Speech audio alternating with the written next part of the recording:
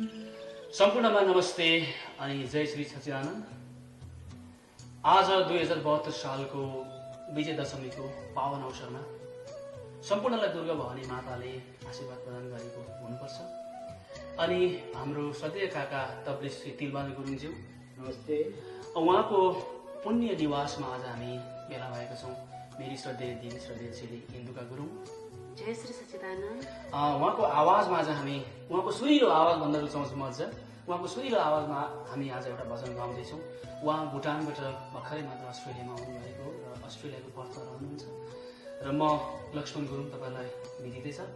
अनि हाम्रो श्रद्धेय भाइ बुद्धिमान राई गोर्खाली प्रोडक्सन हाम्रो क्यामेरा पर्सन हुनुहुन्छ, उहाँलाई पनि हामी आन्तरिक हृदयबाट नै धन्यवाद ज्ञापन गर्न चाहन्छौँ। र दिदीलाई छोटो शब्द केही भनिदिन आग्रह गर्दछु। हाम्रो यहाँ लक्ष्मण भाइलाई धन्यवाद।